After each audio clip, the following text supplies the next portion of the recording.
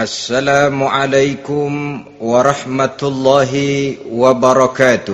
Waalaikumsalam warahmatullahi wabarakatuh. Bismillahirrahmanirrahim. Alhamdulillahi rabbil alamin. Wassalatu wassalamu ala ashrafil anbiya'i wal mursalin, Sayyidina wa maulana Muhammadin wa ala alihi wa ashabihil mujahidin at-tahirin. Amma ba'du, subhanaka la ilma lana illa ma 'allamtana innaka antal alimul hakim. La hawla wa la quwwata illa billahil aliyyil azim. Saudara-saudara kaum muslimin, terutama adik-adik para remaja dan pemuda yang saya cintai. Apabila seseorang akan membangun rumah, tentu saja dia akan mengadakan beberapa pilihan. Sejak dari memilih lokasi di mana rumah itu akan didirikan, sampai kepada menentukan bahan-bahan kualitas yang akan dipakainya, sampai kemudian kepada wujud dan bentuk rumah yang akan ditinggalinya. Demikianlah bahwa untuk membangun sebuah rumah yang hanya untuk menaungi kehidupan di dunia ini, kita mengadakan berbagai macam pilihan.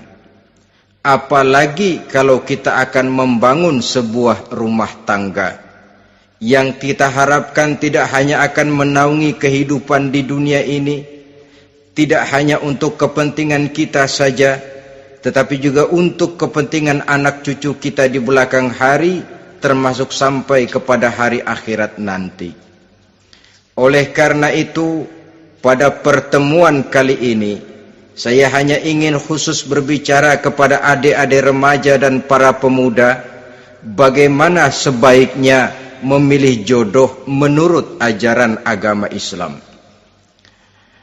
Dalam Al-Quran, Allah subhanahu wa ta'ala menjelaskan, Zuyyina linnasi hubbus syahawati minan nisa, bahwa manusia apapun jenisnya, asal dia bernama manusia, dihiasi dengan perasaan cinta kepada perempuan. Jadi sejak dahulunya secara fitrah laki-laki senang kepada perempuan, sebagaimana perempuan pun senang kepada laki-laki.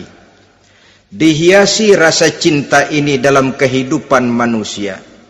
Dan oleh karena adanya rasa cinta, berkembanglah segala macam persoalan. Sehingga seorang ahli cinta pernah berkata, cinta adalah 5 huruf yang membuat persoalan tidak akan pernah selesai. 5 huruf yang membuat persoalan tidak akan pernah selesai-selesai. Tetapi dalam kehidupan sehari-hari sering kita saksikan bahwa cinta ini bisa mendorong, memberikan motivasi yang baik, dan cinta ini pun bisa juga memberikan dorongan yang tidak baik. Oleh karenanya, apabila cinta itu ibarat setetes embun yang jatuh di bumi yang subur, akan tumbuhlah di atasnya aneka ragam bunga-bungaan yang harum semerbak, indah mewangi, sedap dipandang orang, menebarkan rasa aman, damai, sentosa, dan begitu selanjutnya. Tapi jika cinta itu jatuh di hati yang gersang dan tandus, tidak ada yang akan dapat tumbuh di sana selain sirih memanjat batu, kuning daunnya, lemah gagangnya. Maka cinta yang semacam itu tidak akan memberikan dorongan positif kepada seseorang di dalam kehidupannya. Maka lebih dahulu kita akan membicarakan cinta dalam artian yang positif ini, untuk nanti sampai kepada perempuan yang bagaimana yang harus kita cintai, atau laki-laki yang bagaimana yang harus dicintai oleh seorang perempuan. Saudara hadirin yang saya hormati, cinta dalam artian yang positif, pertama, dia selalu mendatangkan keindahan. Yang kedua, cinta itu memberikan energi atau semangat untuk berjuang. Dan yang ketiga, cinta itu selalu membawa resiko dalam bentuk pengorbanan. Maka cinta yang positif pertama melahirkan keindahan. Disinilah orang memerlukan filter atau saringan. Sebab keindahan yang didasarkan karena cinta itu merupakan satu keindahan yang relatif saja. Boleh jadi karena indah orang jadi cinta, boleh juga jadi karena cinta segala sesuatu terasa jadi indah. Namun bagaimanapun juga, kalau hati sudah diliputi oleh rasa cinta, segalanya akan terasa menjadi indah. Cinta itu adalah keindahan. Yang kedua, cinta itu energi, melahirkan dorongan dan semangat. Yang lemah bisa menjadi kuat, yang takut bisa menjadi berani, yang jauh jadi terasa dekat. Itu semua karena dorongan cinta. Dan dari energi ini lahirlah yang ketiga, bahwa cinta adalah pengorbanan. Sehingga orang berkata, berani bercinta artinya harus berani berkorban. Takut berkorban, jangan bercinta. Kalau cinta ini kita salurkan kepada nilai-nilai agama umpamanya, yang pertama, cinta mendatangkan keindahan. Kita cinta kepada agama, maka apapun yang diperintahkan oleh agama akan terasa menjadi indah. Solat akan terasa menjadi indah, puasa terasa menjadi indah, zakat terasa menjadi indah, jihad pun akan terasa menjadi indah. Persis kalau kita cinta kepada seorang gadis. Jika kita cinta kepada seorang gadis, apanya saja akan kelihatan menjadi indah. Jalannya terasa indah, lenggang-lenggoknya terasa indah, suaranya merdu padahal cemprengnya bukan main. Seluruhnya akan mendatangkan keindahan karena dasarnya sudah cinta. Cinta membawa kepada keindahan. Yang kedua, cinta itu melahirkan energi. Orang yang cinta kepada agama akan lahir tenaga dan semangatnya melaksanakan ibadah, melaksanakan puasa, melaksanakan zakat, melaksanakan solat, melaksanakan haji, bahkan melaksanakan jihad sekalipun. Cinta selamanya menimbulkan energi dan semangat. Sama saja dengan kita apabila jatuh cinta kepada seorang gadis, walaupun rumahnya jauh, katanya, gunung pun akan kudaki, lautan pun kuseberangi. Untuk apa itu? Untuk menemui apa yang kita cintai. Cinta selamanya melahirkan energi. Capek tidak terasa, lelah tidak terasa, semuanya tertutup oleh keindahan yang bernama cinta. Lalu yang ketiga, cinta membawa pengorbanan. Apabila kita cinta kepada agama, maka pengorbanan terhadap apapun yang diminta oleh agama, baik itu pengorbanan waktu, tenaga, pikiran, harta, bahkan pengorbanan nyawa sekalipun, kita tidak akan berat melaksanakannya karena cinta kita kepada agama yang kita anut ini. Demikian juga cinta kita kepada seorang perempuan akan membuat kita rela berkorban. Apapun yang dia minta, jangankan kita tidak mampu, jangankan kita mampu, kita tidak mampu sekalipun, kita masih berusaha untuk mampu guna memenuhi tuntutan si buah hati belahan jantung. Kadang-kadang malam minggu si doi ngajak nonton, umpamanya duit tidak ada, gajian belum, kerja enggak, timbullah inisiatif, entah sepatu kita jual ke tukang loa, entah celana mampir dulu ke tempat lain, yang penting kita berkorban untuk memenuhi permintaan si buah hati belahan jantung. Ketika itu pengorbanan sudah tidak kita rasakan lagi. Bahkan pengorbanan yang paling pedih sekalipun, dalam gurau, dalam bercanda misalnya, dicubit kita oleh kekasih kita, pedih bukan main, terkelupas kulit, mengalir darah, bukan nangis, nyengir. malah kadang-kadang minta tambah dicubit lagi. Itulah romantikanya cinta, sanggup membuat orang berkorban, melahirkan energi dan semangat, menambah keindahan dalam kehidupan, sepanjang dia dalam artian yang positif. Kalau demikian masalahnya, di dunia yang penuh dengan perbenturan nilai sekarang ini, orang sering salah jalan bagaimana memilih jodoh untuk membangun rumah tangga yang bahagia. Jangan lupa bahwa membangun rumah tangga ini bukan hanya untuk 1-2 bulan, bukan hanya untuk 1-2 tahun, bahkan bukan cuma untuk kehidupan dunia, lebih daripada itu pun untuk menunjang kebahagiaan di akhirat. Oleh karenanya, memilih jodoh bukan satu hal yang mudah, bukan satu hal yang bisa dilaksanakan sambil lalu, tetapi memerlukan penelitian, memerlukan pengamatan yang mendalam. Apa petunjuk agama tentang itu? Dengan kata lain, bagaimana seharusnya seseorang memilih jodoh dalam kehidupannya? Ini tentu saja sumbangan moral buat adik-adik remaja dan para pemuda yang lagi kebingungan memilih jodoh, atau barangkali buat bapak-bapak yang kepengen nambah lagi.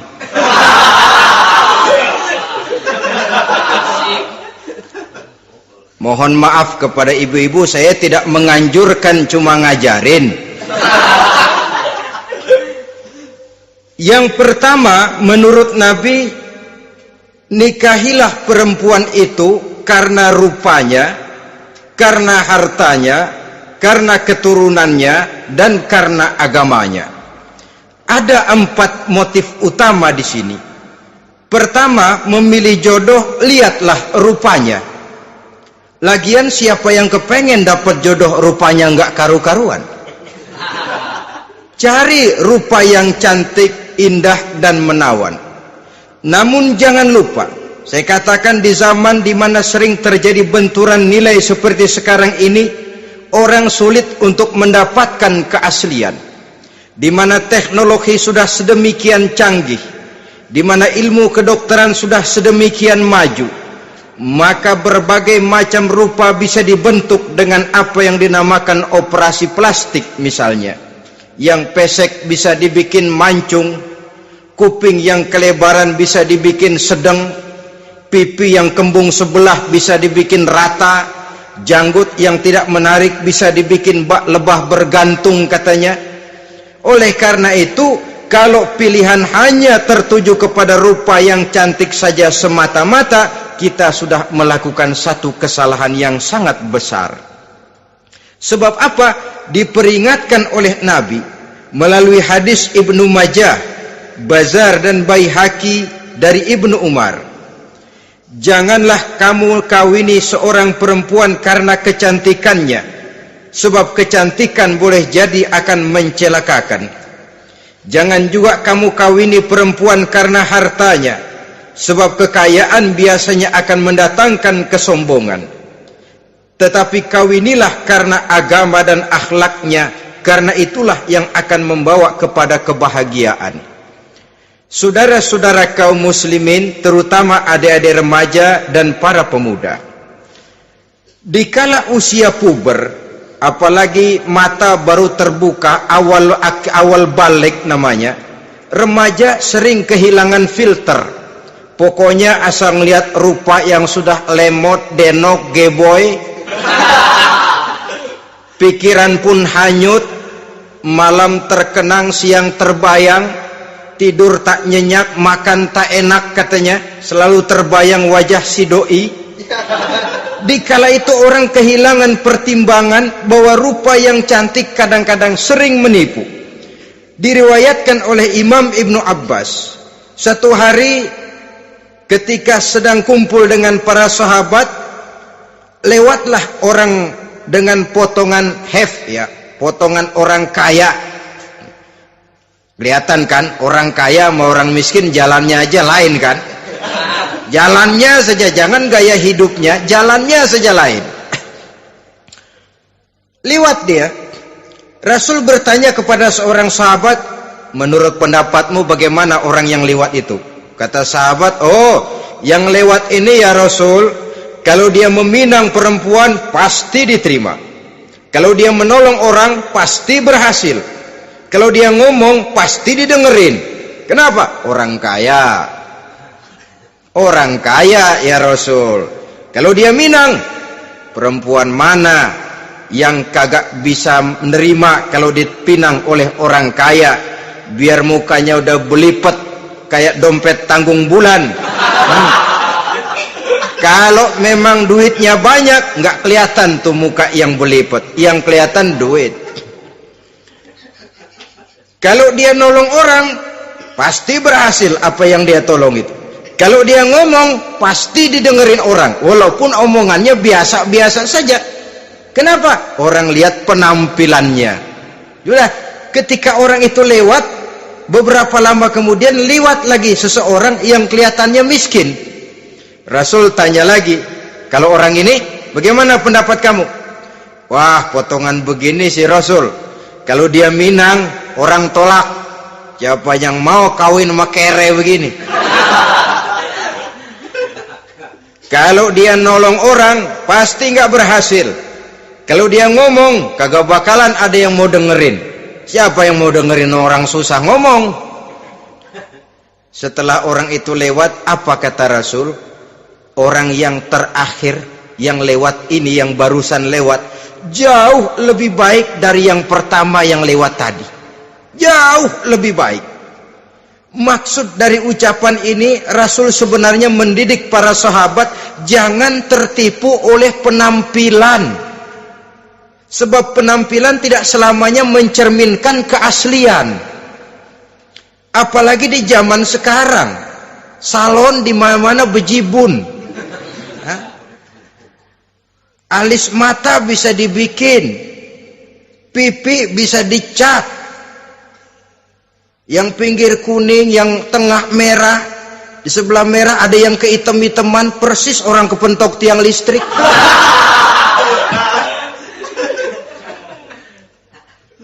Kecantikan yang artifisial, kecantikan yang bukan alami.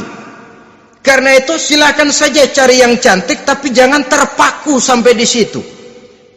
Sebab kecantikan di samping dia mudah berubah oleh pergeseran masa dan pertukaran waktu, ternyata penampilan tidak selamanya mencerminkan keaslian.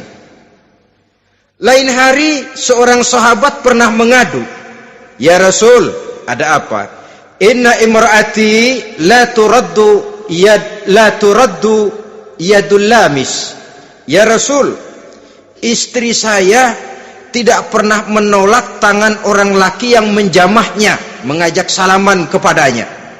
Apa jawab Rasul? Ceraiin aja. Tapi hati saya berat ya Rasul, saya cinta betul sama dia.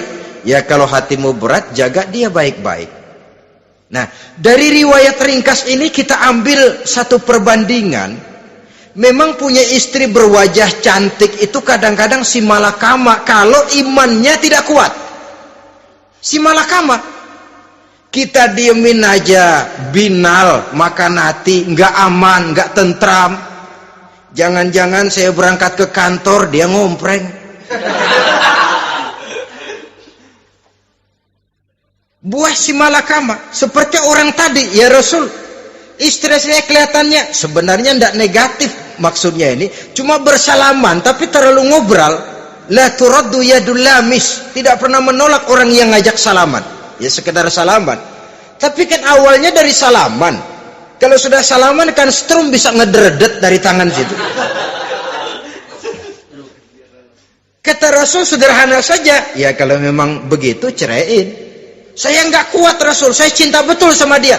Kalau kau tak kuat berpisah dengan dia, jagalah dia baik-baik. Ajar, didik, tanamkan rasa keagamaan di dalam hatinya.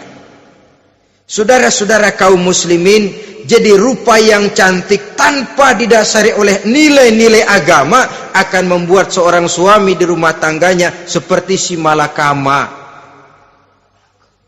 Seperti berhadapan dengan buah si malakama kalau tidak diiringi dengan nilai-nilai moral yang luhur dan bekal agama yang tangguh. akan pergi jauh dari rumah rasanya tidak aman, sedangkan di rumah saja siapa yang akan mencari nafkah, dan begitu selanjutnya. Orang tadi jelas berhadapan dengan buah si malakama, didiamkan, makan hati. Sebab maaf, kalau seorang suami sudah tidak punya rasa cemburu terhadap istrinya, itu kan yang disebut dayus. Dan dayus itu jangankan masuk surga, bau surga saja dia tidak dapat. Tapi cemburu dalam artian bukan cemburu buta, cemburu dalam artian yang wajar. Dia cemburu, akan dikerasi takut kalau istrinya minta cerai, sedangkan dia cintanya sudah kadung medok bener.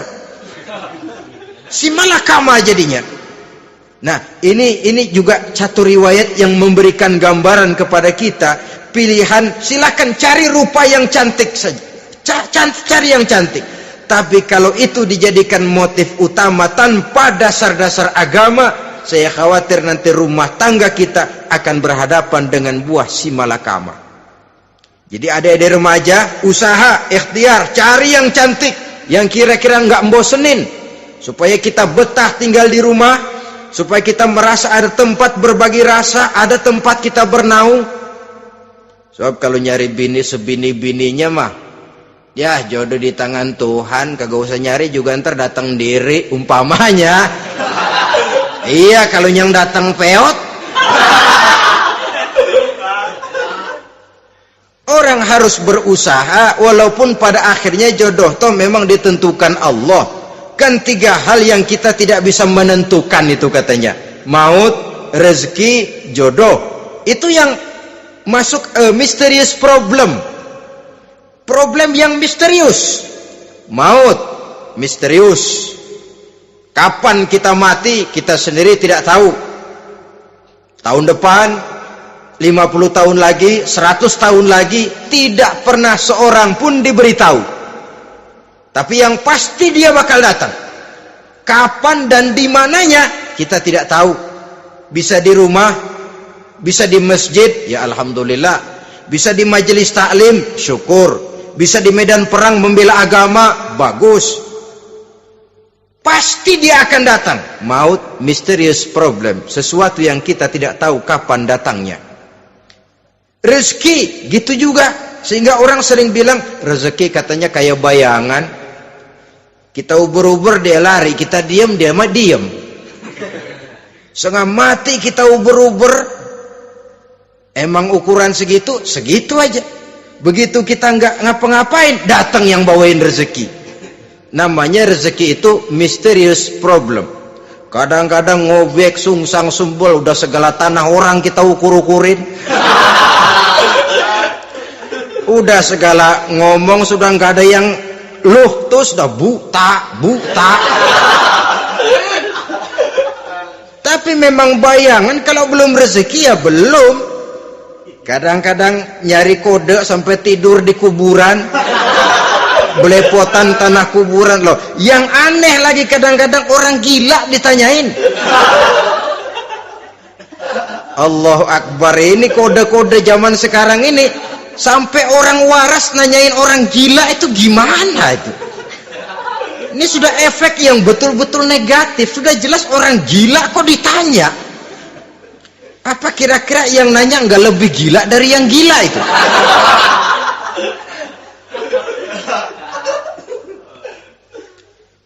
Saudara-saudara kaum muslimin, terutama adik-adik remaja dan para pemuda, jadi silakan saja cari rupa yang cantik, karena dia akan jadi tautan hati, buah hati belahan jantung, tempat kita berbagi rasa, tempat kita pulang dan tinggal di rumah tangga kita.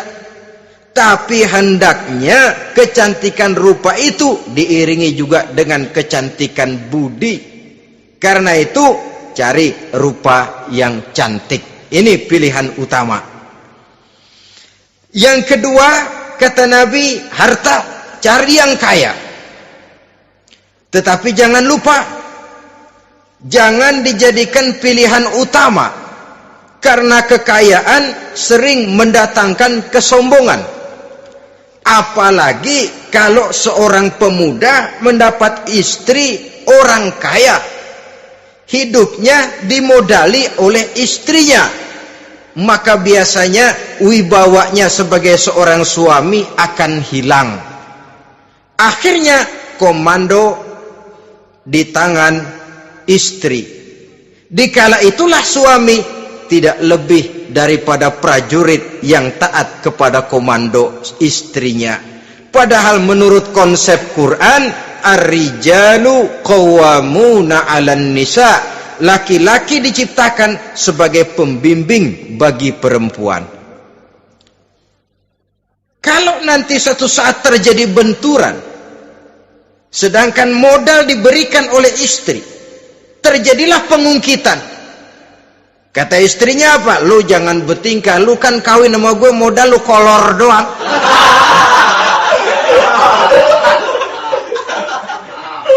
Kalau sekarang bertingkah, silakan keluar rumah. Bawa seperti engkau datang dulu. Jangan bawa apa-apa. Pergilah seperti engkau datang dulu kemari. Hilanglah wibawa seorang suami. Suami kalau udah digentak sama istri begitu, ngelempuruk kayak ayam sampar. Di mana lagi letak wibawanya? Harta sering mendatangkan kesombongan. Oleh karena itu, walaupun diperintahkan cari yang keturunan orang kaya, tapi maksudnya jangan dompleng. Sebab kepribadian seorang suami akan ditentukan oleh sifatnya sendiri. Keberadaannya ditentukan oleh karya dan perbuatannya sendiri. Itulah yang akan menampilkan kepribadian dia dalam kehidupan di masyarakat ini. Saudara-saudara kaum muslimin, terutama adik-adik remaja dan para pemuda, kan kadang-kadang di zaman sekarang kan kelas-kelas gigolo, playboy ya, nyari tante-tante kesepian, mejeng-mejeng di pinggir-pinggir jalan dengan harapan apa? Ya barterlah, tukar tambah. Nah, supaya dapat rokok, dibelikan pakaian, motor dan sebagainya. Tapi yang jelas hilang harga diri sebagai laki-laki, dan itu yang paling mahal. Kalau seorang laki-laki sudah kehilangan harga diri, apalagi yang bisa dibanggakan dalam kehidupan ini? Apa artinya naik mobil kalau kepala tertunduk ke bawah? Apa artinya jalan di tengah masyarakat kalau kita tidak bisa menengadah dengan satu kebanggaan? Hilangnya harga diri merupakan kehancuran awal dari sebuah pribadi yang untuk jangka panjang kita tidak akan bisa lagi berbuat banyak. Tanpa harta orang memang sulit untuk bahagia, tapi harta semata-mata bukan merupakan jaminan bahwa orang lantas akan bahagia. Saya barangkali harus berkata, banyak orang miskin yang kaya, tapi tidak sedikit orang kaya yang miskin. Saya ulangi ini, banyak orang miskin yang kaya, tetapi tidak sedikit orang kaya yang miskin. Nah, bagaimana pengertiannya? Orang miskin yang kaya, materinya sederhana, peralatan rumah tangganya sederhana, tapi hatinya kaya. Oleh karena hatinya kaya, jiwanya lapang. Sebaliknya, orang kaya yang miskin, di tengah kelimpahan materi yang berlimpah, segalanya serba ada, hatinya yang miskin. Kelimpahan materi tidak akan sanggup mengobati kemiskinan hatinya. Sehingga di tengah kehidupan yang serba ada, dia masih merasa kurang, maka dia tidak pernah cukup. Di tengah kemilauan dan gemerlapan serta glamornya rumah mewah, dia merasa hidup di tengah gurun pasir yang gersang dan tandus. Karena itu, biarlah miskin harta tapi kaya budi, daripada kaya harta tapi miskin budi. Lebih utama lagi kaya harta, kaya budi. Itu idealnya. Dasar pilihan ketiga sesudah rupa dan harta menurut Nabi, keluarga. Faktor keturunan sangat menentukan. Pepatah mengatakan, buah apel akan jatuh tidak terlalu jauh dari pohonnya. Biasanya kalau bapak kalong, anak kampret. Bapak nyolong, anak nyopet. Itu fotokopi. Saudara-saudara, sungguh pun demikian, faktor keluarga bukan merupakan yang paling dominan, karena segalanya memang bergantung kepada hidayah dari Allah Subhanahu wa ta'ala. Kalau hidayah datang, bisa saja anak maling bisa jadi kiai. Kalau hidayah datang, bisa saja anak nabi malah ikut bersama orang-orang kafir. Pada akhirnya orang mau besar atau tidak bukan dengan jalan menyempeng kepada keturunan ke orang lain, tapi ditentukan oleh kepribadian dirinya sendiri. Tidak bisa kita menjadi besar dengan menyebut kebesaran orang lain. Itu sebabnya dicontohkan oleh Imam Ali pada saat beliau berkata, laisal fata may yaqulu kana abi walakinnal fata may yaquluha anadha. Anak muda yang gentleman adalah anak muda yang berani berkata, inilah saya. Bukan anak muda yang membanggakan leluhurnya. Ini kan zaman sekarang ini lagi ngetop-ngetopnya lagu-lagu cengeng katanya dah. Sebenarnya menurut saya bukan cuma lagu cengeng yang jadi masalah. Lagu cengeng cuma satu efek dari sikap yang lebih utama dari itu, yaitu mental cengeng. Kalau mental sudah cengeng, apapun yang kita lakukan akan jadi cengeng. Tidak cuma lagu, kebudayaan yang lahir akan kebudayaan cengeng. Jadi pengusaha cengeng, jadi pejabat cengeng, jadi kiai cengeng. Kenapa? Mental cengeng. Di antara mental cengeng itu apa? Mengandalkan fasilitas atasan. Kalau tidak ada fasilitas dari atas, lantas tidak bisa berbuat apa-apa, cengeng. Menjadi besar bukan karena karier pribadi, tapi karena nasib katrolan. Itu pun termasuk mental cengeng. Sedikit gagal, bagaimana sedikit jalan buntu, sedikit deadlock, lu ngapain lu melulu? Saudara hadirin yang saya hormati, jadi lebih penting dari sekedar lagu-lagu cengeng, saya malah lebih suka bicara mental cengeng ini. Mental yang cepat putus asa, mental yang tidak mau mengeluarkan usaha maksimal, mental yang hanya mengandalkan fasilitas, sedangkan pribadinya tidak lebih daripada pribadi sumuhun dawuh, pribadi kulon nuwun, pribadi kumaha juragan wae, pribadi oke bos, pribadi asal bapak senang. Bukankah itu semua merupakan cermin dari mental-mental yang cengeng, yang untuk jangka panjang tidak akan pernah menguntungkan daripada pembangunan bangsa dan negara yang kita cintai ini. Seseorang mau besar atau tidak bukan dengan jalan menyempeng kepada kebesaran orang lain. Bahkan Syauqi dalam sebaik syairnya yang lebih tegas mengatakan,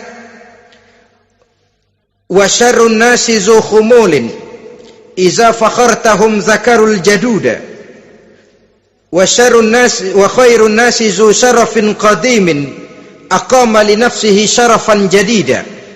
Generasi yang paling jelek adalah generasi pemalas.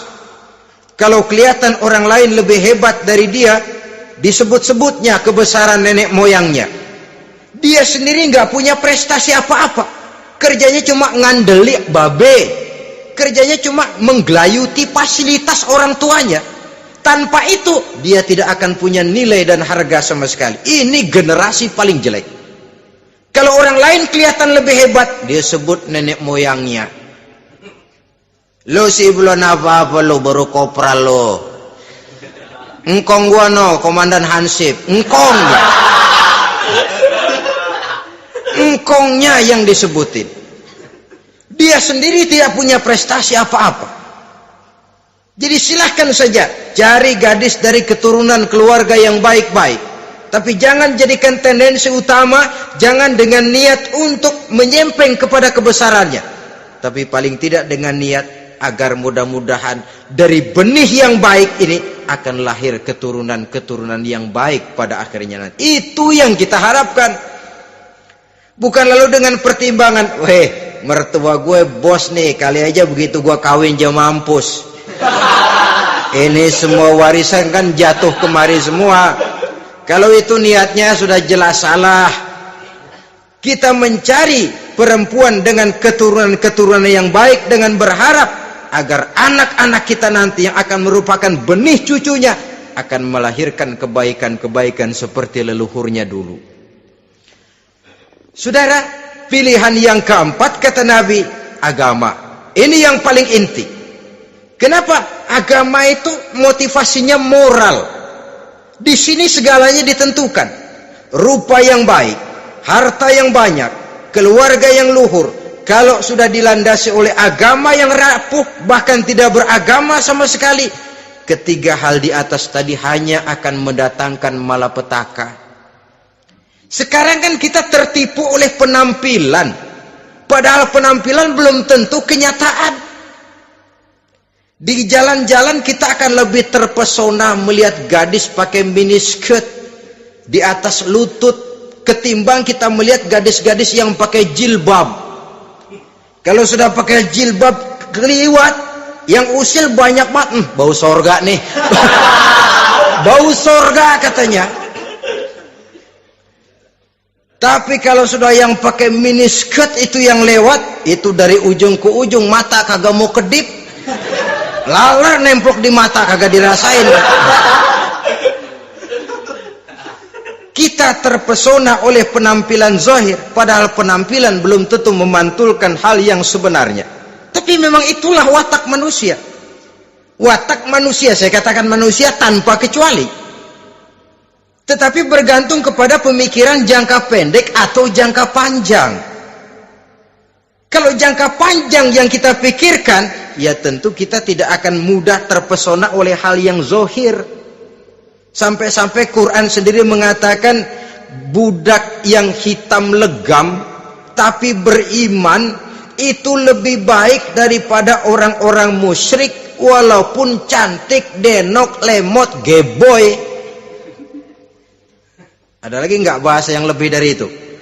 Cantik, denok, lemot, geboy, bahenol, nerkom, tapi kafir masih lebih baik budak yang hitam legam sekalipun kalau dia beriman. Kenapa? Rumah tangga untuk jangka panjang. Sebab itu Islam tidak membolehkan kawin campuran dengan lain agama. Walaupun ada ayat yang mengatakan boleh kawin dengan ahlul kitab, tapi sebagian mufassir menjelaskan bolehnya kawin dengan ahlul kitab itu dalam kondisi darurat. Dalam kondisi normal tidak bisa. Kenapa? Kalau sudah berlainan agama, akan terjadi kerancuan rumah tangga untuk jangka panjang. Bagaimana membina dalam keharmonisan di rumah tangga? Bagaimana nasib anak-anak nanti? Kadang-kadang ada keluarga, kami sih keluarga modern. Anak-anak kami berikan kebebasan untuk milih agama apa saja.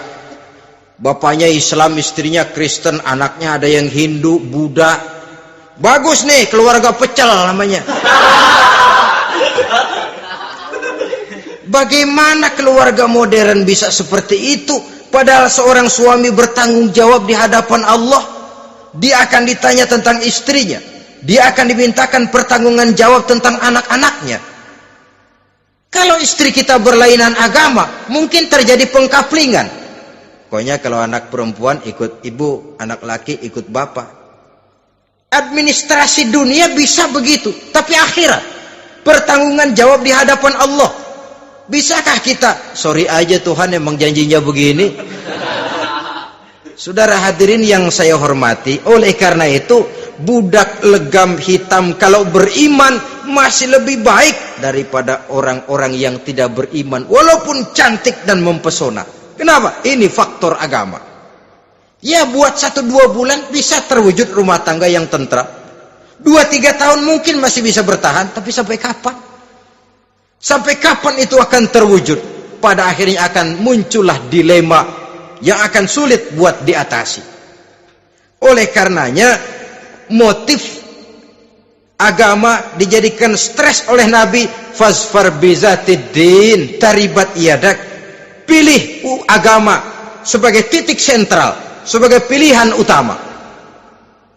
Kalau agamanya kuat, walaupun rupanya sederhana, tapi karena nilai agamanya kuat, dia bisa menyenangkan hati suaminya. Dia bersolek untuk kepentingan suaminya. Dia taat kepada suaminya. Harta, dia anak orang kaya untuk membantu perjuangan suaminya. Tapi kalau tidak ada modal agama, rupa yang cantik bisa menyengsarakan suami. Apalagi kalau suami kere, istrinya sudah cantik, kaya ataupun tidak kaya kadang-kadang, udah suaminya suruh ngempuk di rumah, bininya yang kerja. Ya kalau kerja mendingan kalau dikerjain itu.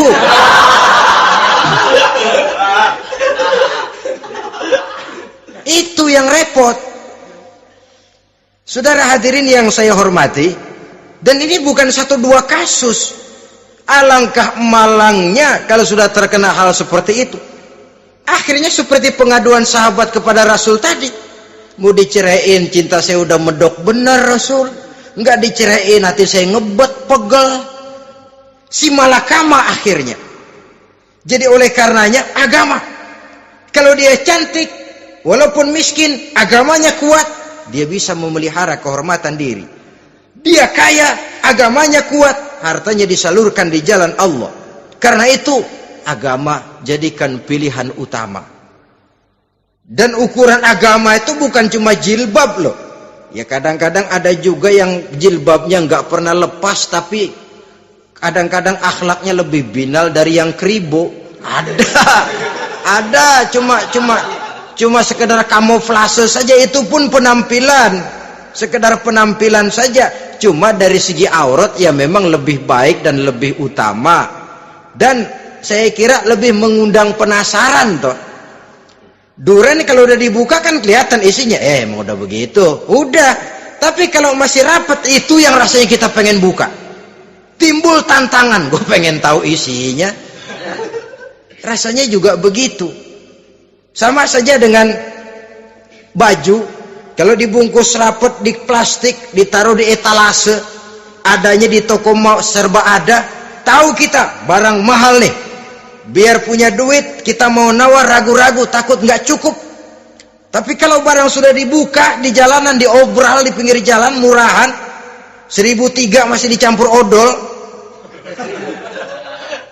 Yang begitu sih biar nggak punya duit, kita berani banget tanya, nawar, megang lagi nyemek. Berat duit nih bang. Kenapa? Barang sudah terbuka. Jadi saudara-saudara, syukur kalau keempat-empatnya ini jodoh terkumpul dalam jodoh yang saudara cari. Sudah rupanya cantik, kaya, keturunan orang baik-baik, agamanya kuat. Nah, surga dunia tuh.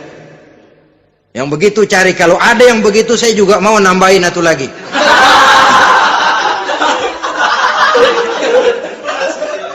Tapi yang kumpul keempat-empatnya ini terus terang saja langka. Makhluk langka ini. Kadang-kadang cantik, kaya, keluarganya hebat, agamanya nol, akhlaknya kayak setan. Tapi yang paling celaka kalau empat-empatnya kagak ada. Rupanya jelek, melarat, bapaknya biang maling, kagak beragama lagi. Apanya yang mau dipilih? Mampus saja mendingan. Sudah nggak ada pilihan sama sekali tuh. Sudah nggak ada pilihan sama sekali. Saudara hadirin yang saya hormati, terutama adik-adik remaja.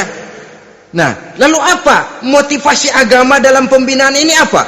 Agama ini kan memberikan contoh bahwa perempuan yang baik itu, yang kita ingin jadikan dia sebagai ideal dalam pencarian jodoh, tandanya 3. Iza ra'aitaha sarratka, kata Nabi. Kalau dipandang, dia bisa menggembirakan kamu. Kan ini yang penting buat seorang suami. Kalau saudara nanti jadi suami, punya istri yang jadi partner setia mendampingi suaminya. Kalau dilihat, nggak membosenin. Kenapa? dia berdandan untuk nyenangin hati suaminya, enggak bosenin. Kan kadang-kadang ada bini kalau kita pulang demek aja fotonya.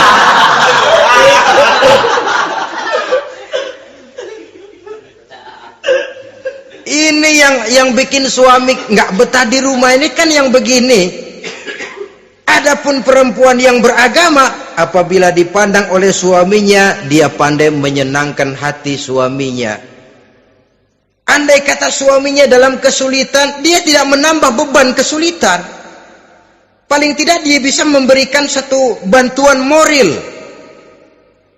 Bantuan moral untuk mengurangi beban kesulitan daripada suaminya. Suami pulang dagang rugi, kata istrinya, romantika bang. Sekali-sekali lah, masa selamanya dagang mau untung. Besok siapa tahu untung lebih besar. Kan meringankan toh. Kadang-kadang enggak, suami pulang dagang dari pasar panas, rugi, sampai rumah bini pidato, pletar-pletor. Lu dagang rugi, emang lu laki goblok.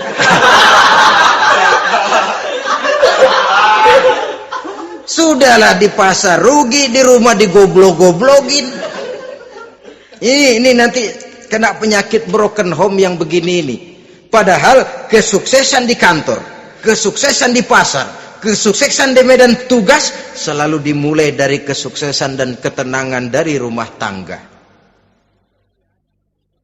Dia berhias untuk kepentingan suaminya, tidak terlalu berlebihan, dan suaminya pun pandai menghargai istrinya dengan kata-kata yang menimbulkan gairah dan semangat.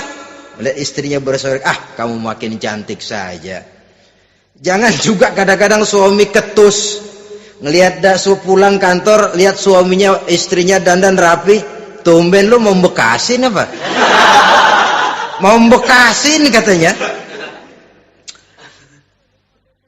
Artinya apa ini? Pandai mengembirakan, bisa tenggang rasa, bisa berbagi rasa. Sehingga suami merasa ada tempat dia bertukar pikiran, ada tempat dia membicarakan persoalan. Dialog dalam kehidupan berumah tangga itu sangat diperlukan. Iza ra'aitaha sarratka, kalau dipandang dia sanggup mengembirakan kamu. Dikasih uang 500 senyum, 5.000 pun ketawa, menggembirakan.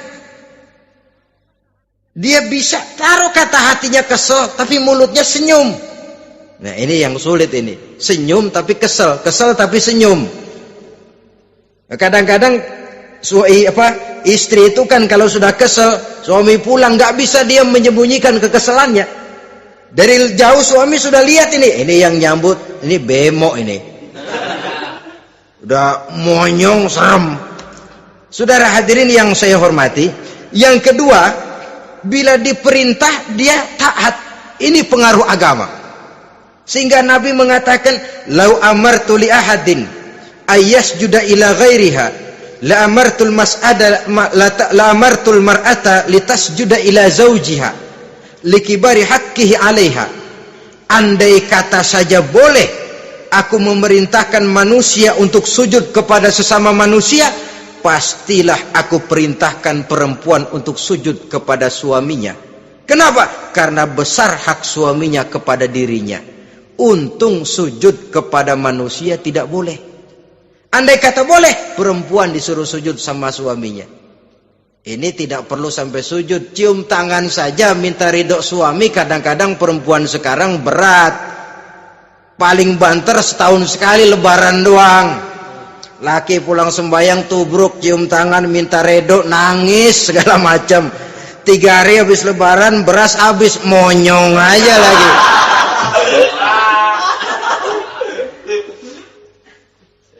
Saudara hadirin yang saya hormati,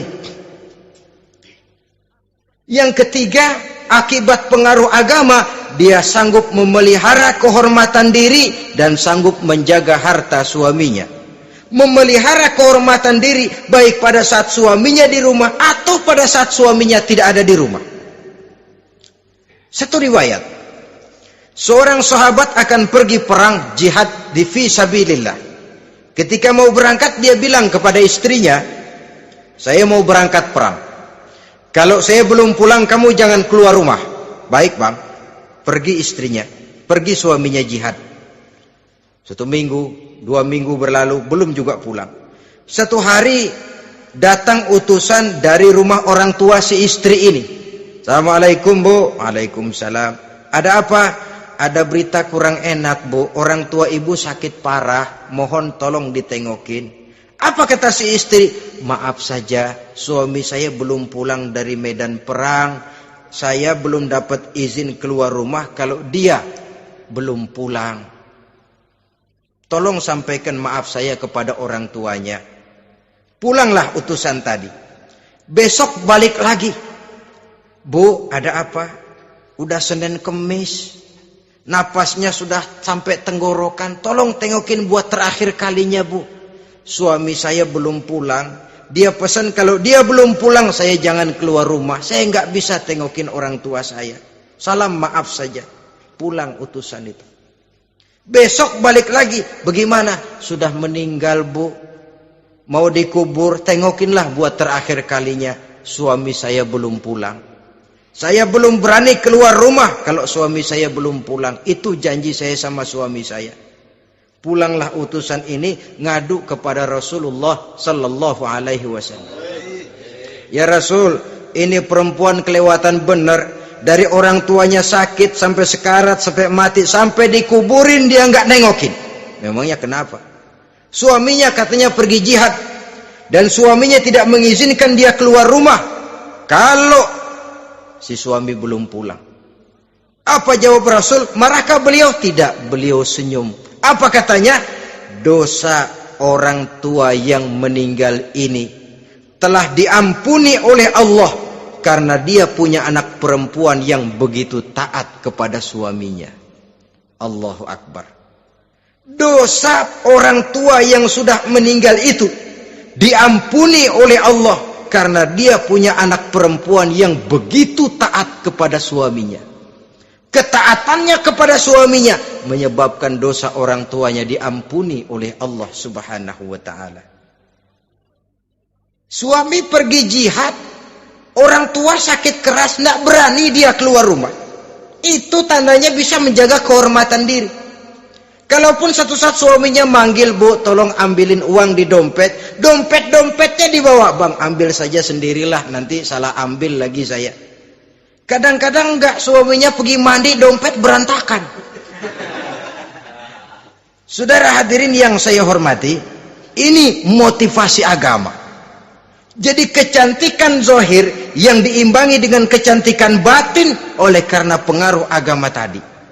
Kalau sudah kemari, orang tidak perlu mikir-mikir operasi plastik, bikin yang pesek jadi mancung supaya orang tertarik.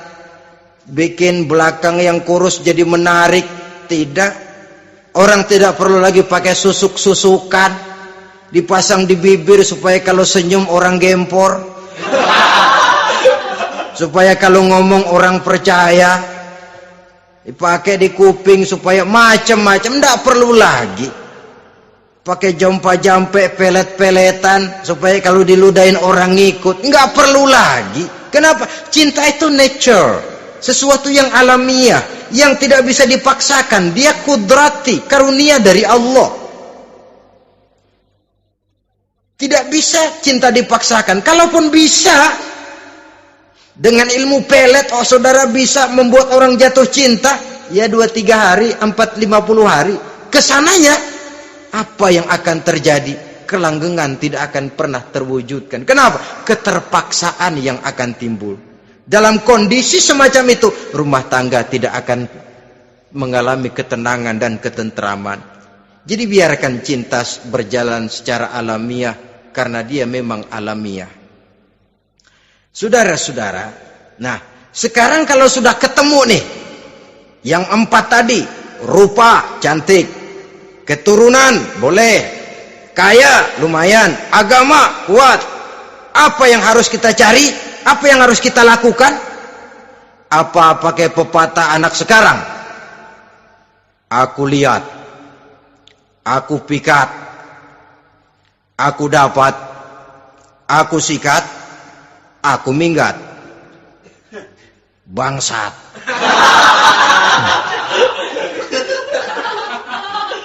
Itu kan ada moto cinta kilat begitu tuh. Cinta kilat katanya. Aku lihat, aku pikat, aku dapat, aku sikat, aku minggat. Bangsat. Atau kita harus hanyut dalam arus free love, free sex, summon living, eksperimen dulu? Tidak. Islam menganjurkan kalau memang seret, ini rasanya ini nih, mantap gue nih. Apa yang diajarkan oleh Islam selanjutnya? Meminang, saudara-saudara. Meminang adalah langkah awal untuk mengikat tali pernikahan. Diizinkan meminang, dan di dalam meminang pun diizinkan untuk melihat. Cuma kalau boleh, ya syaratnya itu waktu melihat itu jangan sampai ketahuan si perempuan yang akan kita pinang itu. Untuk apa kita meminang? Pertama, untuk yakin bahwa perempuan yang kita inginkan ini sudah kumpul syaratnya itu, tidak ada cacatnya. Yang kedua, untuk memperkuat tekad hidup berumah tangga, diperlukan meminang. Adapun adat itu berbeda. Tapi bahwa konsep meminang itu dalam Islam ada, itu jelas. Ya kalau mesti bawa pisang raja, pakai roti buaya, pakai martabak segede ban mobil truk segala macam, itu adat saja, ya. Tapi yang real meminang itu ada dalam Islam. Nah, bagaimana adab meminang? Setelah kita tahu anak ini cantiknya ya, keturunan baik ya, kekayaannya lumayan, agamanya kuat, pinanglah dia. Caranya boleh lihat langsung kalau bisa tanpa setahu si perempuan. Dan batas yang boleh dilihat itu muka dan tangan, itu saja. Jadi jangan gerusak. Minta permisi Pak, saya mau ngelihat anak bapak seutuhnya, soalnya buat saya ini nanti. Apanya aja dibedolin, jangan. Kira-kira yang boleh itu muka sama tangan. Andai kata kita risih, sebab nanti kalau nggak jadi akan jadi timbul rasa malu dan si perempuan juga kasihan. Boleh mengutus perempuan yang kita percaya. Coba kau ke sana, lihat kondisinya yang sebenarnya bagaimana. Kalau ngelihat dari jauh sih utuh, siapa tahu nanti tangannya kurang sebelah. Coba lihat sana. Saudara-saudara, kemudian boleh juga ditanyakan kepada orang tuanya. Dan dalam hal ini orang tua si gadis tidak boleh menyembunyikan aib atau cacat yang dimiliki oleh anaknya. Dia harus menceritakan apa adanya, sampai pun kekurangan anaknya yang paling kecil sekalipun. Sebab apa? Jangan sampai istilah pepatah beli kucing dalam karung. Kedengeran suaranya doang meong-meong, begitu dibuka tuh kucing gempor sebelah kakinya nggak ada. Kan tentu kita tidak kepengen kecewa di belakang hari. Itulah perlunya meminang sebagai jembatan untuk menuju kepada pernikahan. Nah, dengan demikian kalau sudah usaha meminang ini dilaksanakan, jangan merasa sudah setengah resmi. Ini yang kadang-kadang jadi penyakit. Malah sesudah meminang harus masing-masing lebih menjaga diri, menjaga kehormatan, menjaga pergaulan. Kenapa? Agar saat memasuki jenjang pernikahan nanti merupakan jenjang yang sangat ditunggu-tunggu. Ada rasa keinginan tahu. Kalau tidak, ya udah biasa, nggak giroh lagi ngadepin perkawinan. Kenapa? Kemarin-kemarin gue udah cobain. Hilang gairah lagi. Sebab itu kalau sudah meminang, jangan merasa sudah setengah halal. Udah minang ini Kadang-kadang orang tua juga konyol. Sudah dipinang, diumbar. Lu bawa kemana keda lu udah pinang? Padahal meminang itu cuma langkah awal. Sedangkan selanjutnya harus lebih berusaha menjaga kehormatan diri sampai pada saat nanti pelaksanaan pernikahan. Nah, saudara-saudara, terutama adik-adik remaja dan para pemuda, walaupun agak sekilas memang karena terbatasnya waktu pada pertemuan ini, mudah-mudahan bisa memberikan gambaran yang sepintas tentang bagaimana sebaiknya kita memilih jodoh di dalam membina rumah tangga yang bahagia. Semoga ada manfaatnya. Terima kasih atas segala perhatian. Mohon maaf atas segala kekurangan. Usikum wa nafsi bitaqwallah. Wassalamualaikum warahmatullahi wabarakatuh.